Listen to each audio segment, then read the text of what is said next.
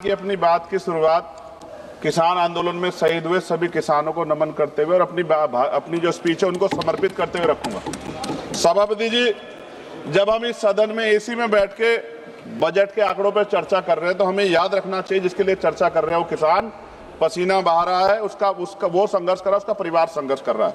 सभापति जी, आज भारत में लगभग 50% आबादी कृषि पर निर्भर है, लेकिन देश के कुल जीडीपी के कृषि का योगदान लगभग 15-16% है। इसका सीधा अर्थ यह है कि देश का सबसे बड़ा वर्ग जो हमारी खाद्य सुरक्षा सुनिश्चित करता है वह सबसे कम आय पर निर्भर है। ये केवल एक आर्थिक असंतुलन नहीं बल्कि सामाजिक न्याय का भी बड़ा प्रश्न है।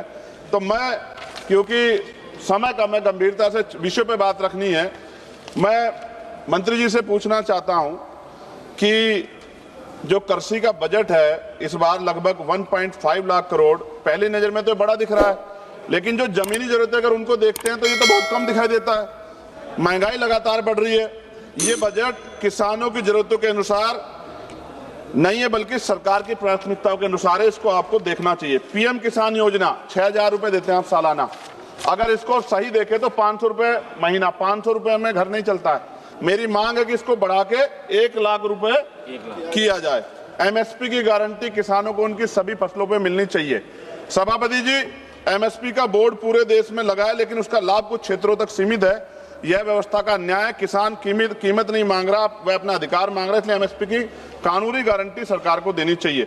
मंत्री जी जब उत्तर देंगे तो बताएं देश के कितने प्रतिशत किसानों को उनकी फसल का घोषित एमएसपी वास्तव में मिल रहा है, और विशेष रूप से नगीना के किसानों के लिए भी बताएं। मैं 3 मिनट में खत्म करूंगा, 3 मिनट प्लस नहीं जाऊंगा। फसल उगाता है मगर दाम नहीं मिलता, मेहनत का हक उसे हर शाम नहीं मिलता, बाजार में उसकी कीमत कोई और तय कर देता है, उसका पसीना भी जैसे सस्ता कर देता है। किसान भीख नहीं अपना अधिकार मांगता है, वो अपने पसीने का सिर्फ उचित दाम मांगता है। फसल बीमा योजना पे भी सरकार ध्यान दे। किसान आत्महत्या कर रहे हैं इतने बड़े पैमाने पे। मैं मानता हूं अगर किसानों को निराश होकर आत्महत्या करनी पड़े तो सरकार को जिम्मेदारी उठानी चाहिए।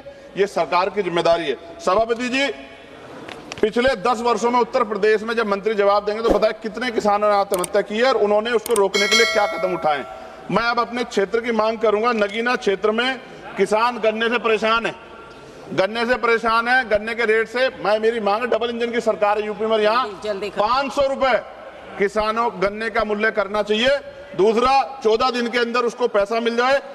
आलू का किसान परेशान है, उत्तर प्रदेश को पर्याप्त दाम नहीं मिल रहा है। ईरान की वजह से, युद्ध की वजह से यूरिया जो है उसकी स्थिति खराब होगी। हमारे यहाँ पे कई नहरें जो जर्जर हो गई, समय पे पानी नहीं मिलता। अंत में सभापति जी, वो खेतों में मेहनत करके देश को खिलाता है, खुद अपने हक के लिए भटकता रह जाता है।